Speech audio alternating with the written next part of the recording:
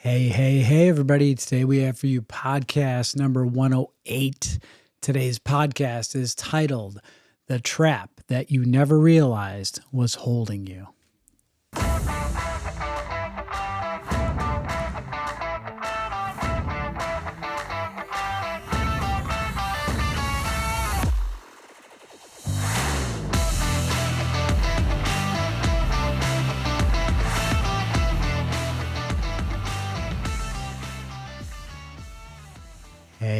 Hey, everybody. Welcome to this week's edition of your weekly Limitless Life Network podcast. We are Doctors Pete and Sandy Lombardi, and this is the Limitless Life Network podcast where we flesh out the limitations that are preventing you from reaching your goals and living the life that you are called to lead. And we always start off the podcast with gratitude and thanks. Yes, thank you for subscribing. I saw we had a few new subscribers this week to the channel on YouTube, so thank you for doing that. Also, thank you for those of you that spoke to me in this past week about listening to the podcast and encouraging us. And it's very helpful, very helpful. Your encouragement does not go unnoticed or unappreciated. Yeah, very much so. I had someone reach out on Facebook and let me know they were listening. That was cool. Yeah. So thank you from the bottom of our heart. And again, share it with friends, family, those that you want to try to positively impact or influence. We hope that we can do that. We know that we can. We know that we can because we're not doing this alone. So thank you for joining in on the mission of sharing this. So today we came up with a really interesting one, and it was almost as if, once again, we were struggling to figure out what we were going to talk about, but yet it was there the whole time. On the back of your shirt. Yes, on the back of my shirt, yeah. So today the podcast title is The Trap That You Never Realized Was Holding You. And this is holding you from, limiting you, and you don't even realize it because it's such an easy thing to do, right? And you had a little bit of a backstory too, didn't you? Well, this Sunday's sermon at our church, pastor shared that he was in a conversation with a few gentlemen just out in public, and I think he asked them, how do you live a good enough life? Just a conversation starter, I guess. And so some of the things they said, I was looking back at my notes and we just thought traps. And Pete had on a shirt that says, "Be the light in the darkness." And we're like, that's another, and we'll get to that. But these topics that the men brought up kind of worked into these traps that we'll list. Yeah. So let's start off with number one. The first one was do all the right things. Yeah, so that was the first thing that these gentlemen said is like, we have to do everything right. Yeah, that's a trap, isn't it? Mm-hmm. Yeah. So, and again, what is right? You have to have some level of right and wrong. So where does that come from? Where is your moral compass coming from? How are you getting that? The world has a different version of right and wrong versus what, say, the Bible would say about right and wrong. And we're in our culture today. Gratifying the flesh is very, very common and seems like the right thing to do for many people.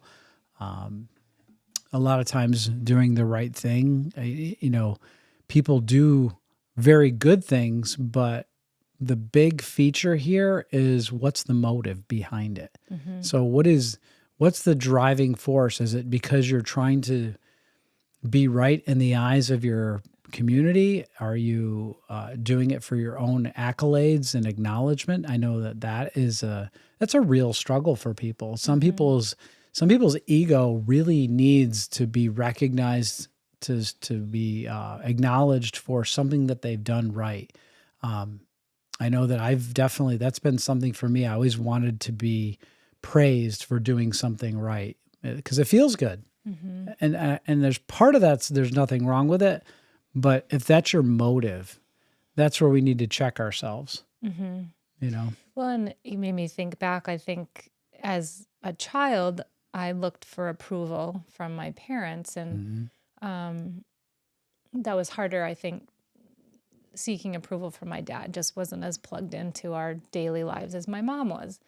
And now as an adult, I realize that desiring that and always achieving for that wasn't healthy for me. Like I wasn't always doing things that were the best for me or that I really enjoyed or were passionate about. It was more about trying to seek approval. And so I think, as an adult, we can do that too. So you need to have a moral compass, something that you're checking against, and hopefully that is the Bible. But even then, there's always, every day almost, there's things that come up that I question, whether it's a parenting decision. And the Bible doesn't give specific details on everything, right? So you have to kind of weigh it out for yourself. Yeah, one of the things that you were triggered in my head or made me think of when you said that about your, trying to please your parents, like we're called to obey our parents, right? And our parents love us.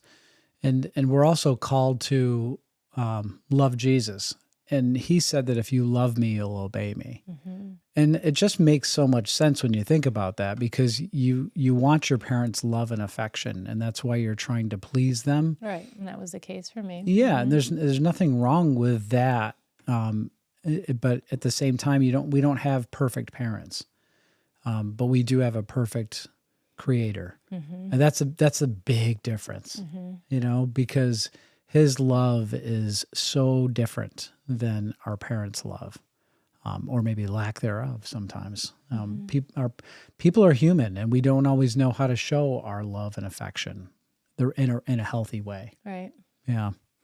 So that's trap number one, doing the right thing. So check your motives. And then trap number two that we thought of is, and this was really one that I think you're going to speak to quite a bit, no pressure, is I'm not good enough. Mm-hmm.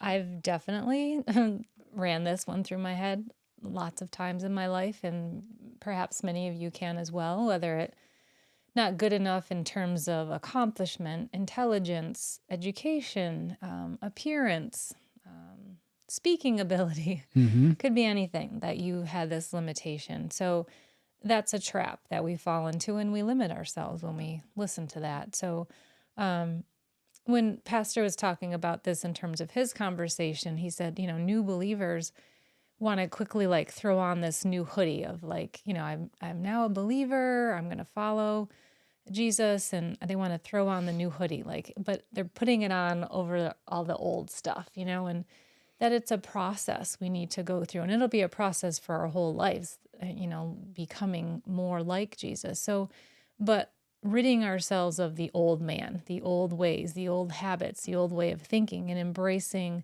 this new way of thinking. And so that's over time. And so he, encouraged us that rather than just slap on this new hoodie, let's take a look at what we need to get rid of in the process. Yeah, and I think that you define something very key there. It's not event driven. It's not just an event. It is a process, and all processes require time. And during that time, there is a shedding process, a shedding of the old as you embrace the new and you accept the new and you receive the new. That's really, really important, I think, is to really just get a hold of that concept of embracing the process of maturing in your faith.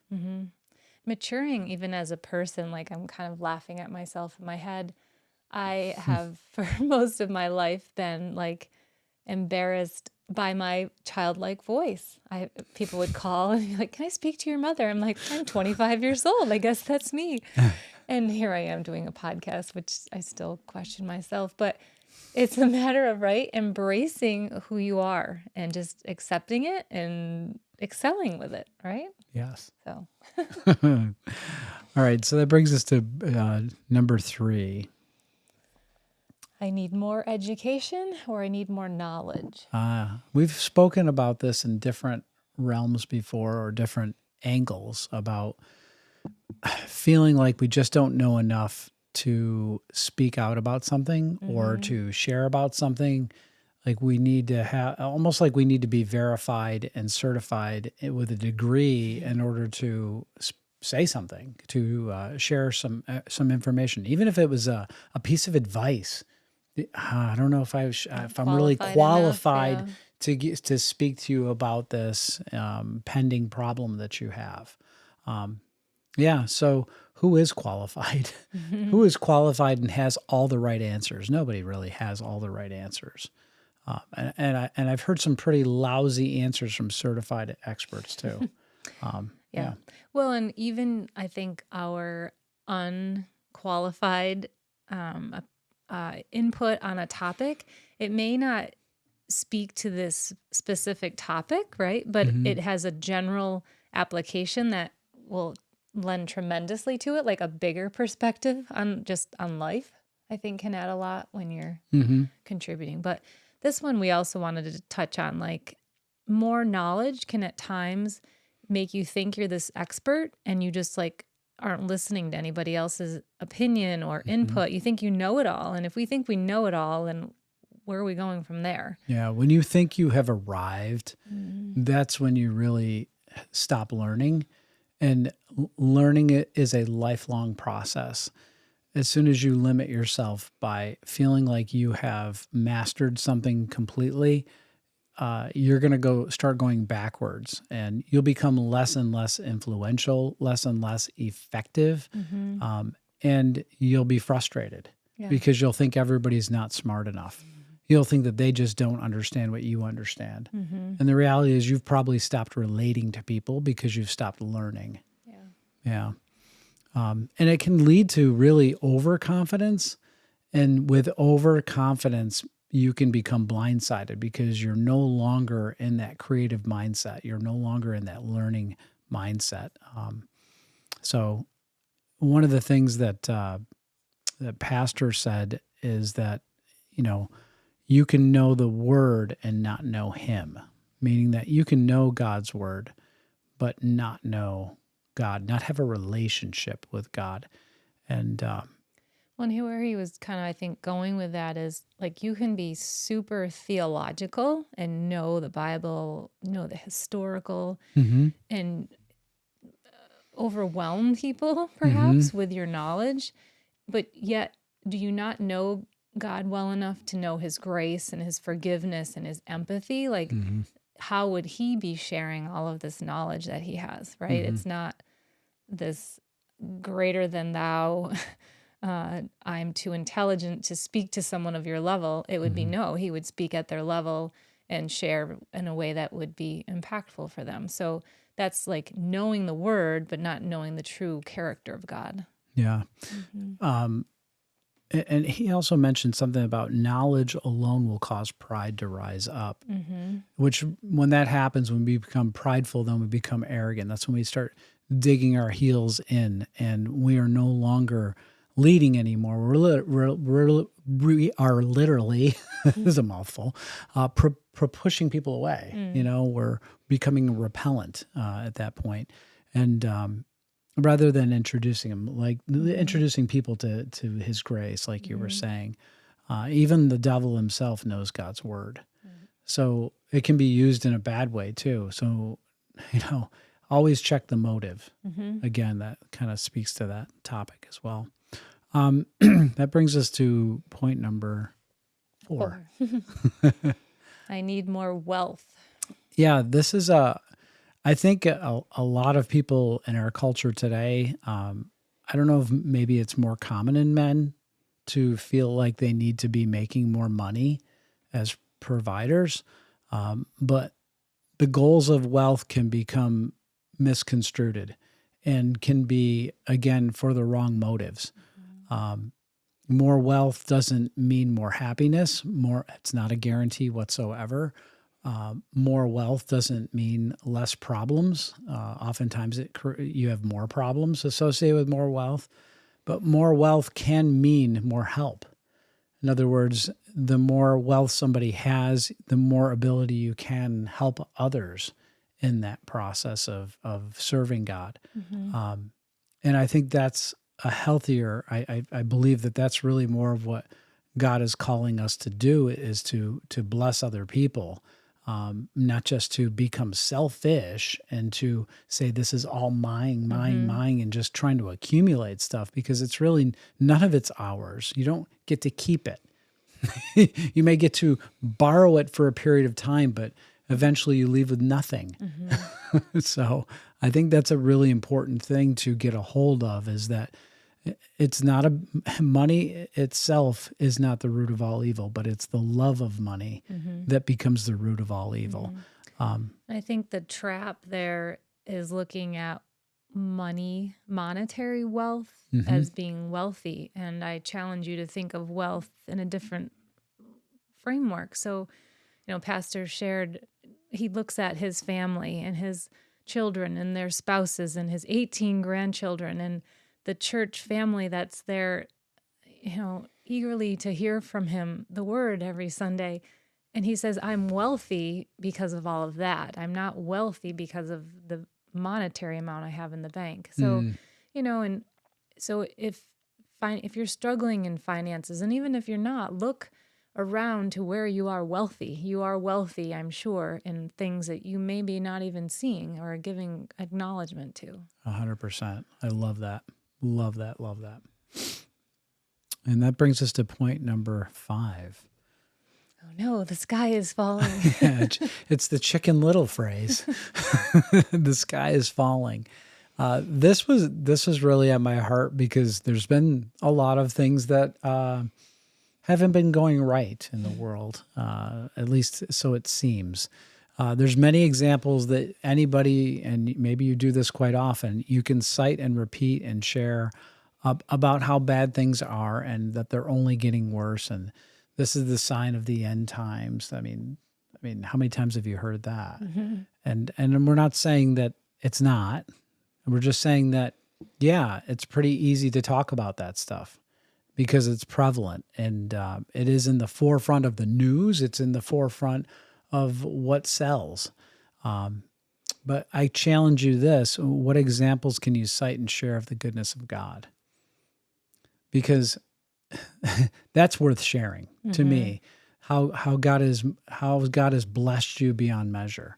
How God has changed your life. How God has delivered you from problems. How your relationship has enriched your life and your relationships. And even I think, look for goodness around you. Look at a neighbor that did something kind for you. Look at, we're hearing all this terrible stuff, obviously, with the flooding, but there's so many examples of people helping one another and giving and sharing, and look at that rather than going down a rabbit hole of this dark, evil conspiracy stuff.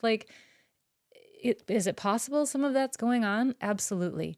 Do we need to be thinking of that and filling our mind with that every day? No, because there's not a ton that you personally can do, but there is a lot you can do in your own space every day to positively impact those around you. Whether it's, you're filling your head with that and it brings your entire day and family down because it's all you're thinking and talking about. That's not really what God wants for us. We are to impact those right around us and positively. And so I think keeping our this might sound, but dialed in tight, close. Yeah. And it makes me think of, many of God's witnesses and his disciples. They were in the face of just being imprisoned and tortured and even eventually killed. But during that time, they didn't put the focus on that, about how dark it was. They focused on the light.